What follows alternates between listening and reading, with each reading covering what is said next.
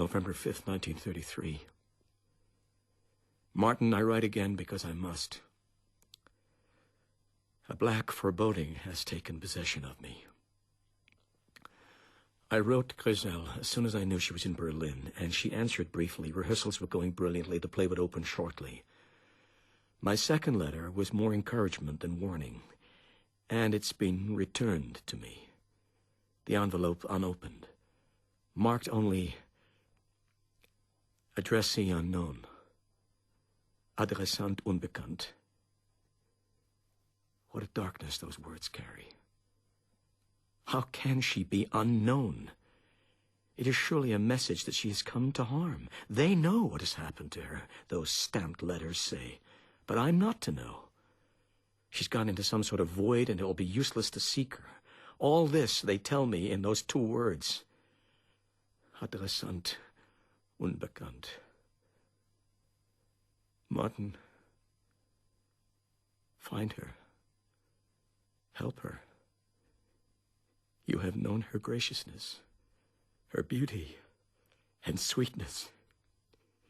You have had her love, which she has given no other man. I must leave her in your hands, for I am helpless. Max.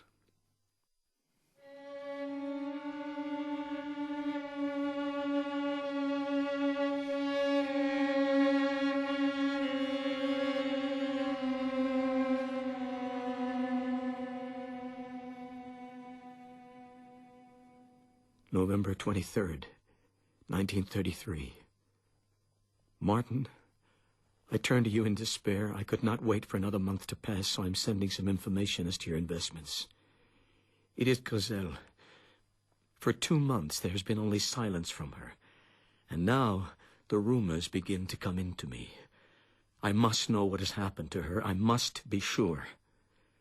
She appeared in the Berlin play for a week. She was jeered at from the audience as a Jewess. She's so headstrong and so foolhardy, the splendid child. She threw the words back in their teeth. She told them proudly that she was a Jewess. Some of the audience started after her. She ran backstage and took refuge with a Jewish family in a cellar for several days. And after that, she changed her appearance as much as she could and started south. She told those she left that she would be safe if she could reach friends in Munich. Now that is my hope, that she has gone to you, for she never reached Vienna. Send me word, Martin. God grant that you can send me word of relief. Max.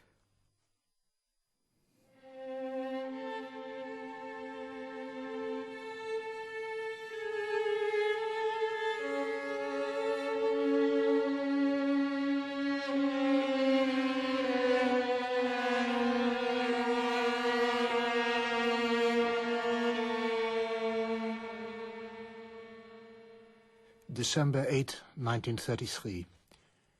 Heil Hitler. I much regret that I have bad news for you. Your sister is dead.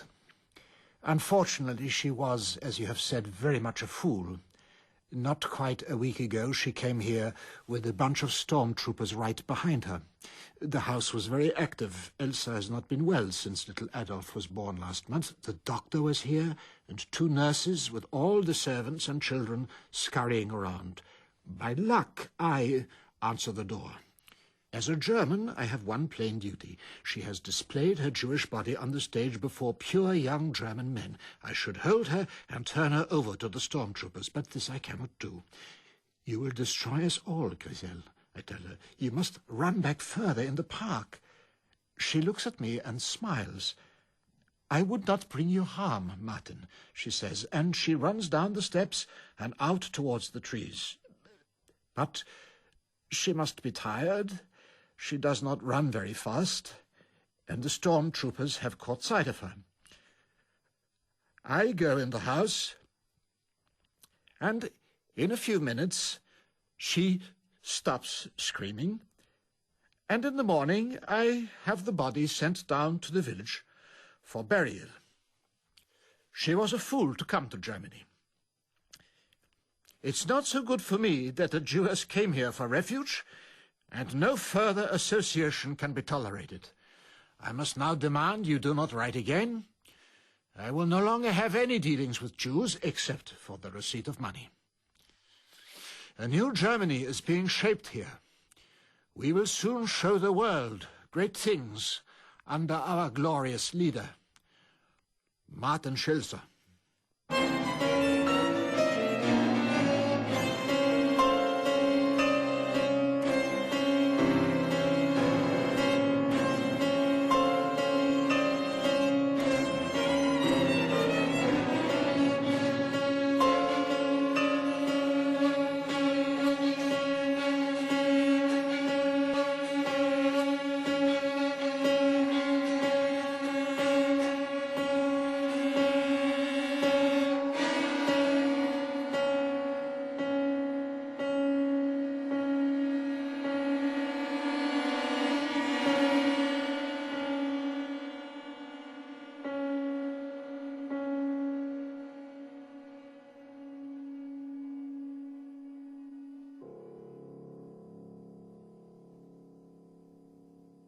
Cablegram to Martin Schulze. Your terms accepted. November audit shows 13% increase. February, fourfold assured. Plan exhibition May. Prepare leave for Moscow if market opens unexpectedly. Financial instructions mailed new address. Eisenstein.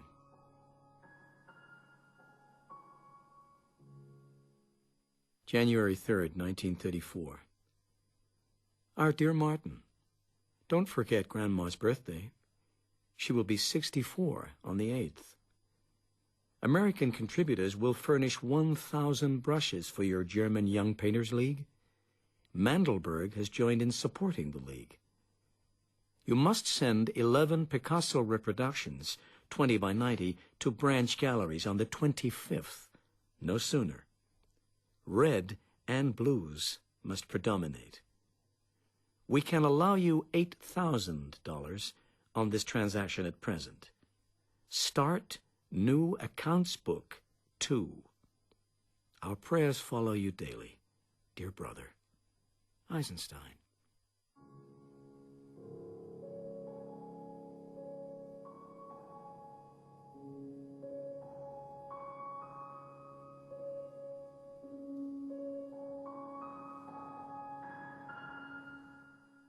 January 17th, 1934. Martin, dear brother, good news. Our stock reached 116 5 days ago. The Fleischmans have advanced another $10,000. This will fill your Young Painters League quota for a month, but let us know if opportunities increase. Swiss miniatures are having a vogue. You must watch the market and plan to be in Zurich after May 1st if any unexpected opportunities develop. Uncle Solomon will be glad to see you, and I know you will rely heavily on his judgment. Our hopes will follow your new efforts. Eisenstein.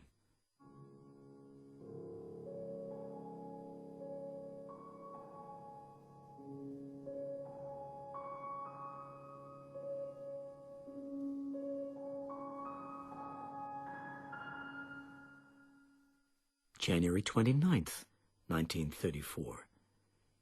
Dear Martin, and Reba says, tell Martin he must write more briefly and clearly so his friends can understand all that he says.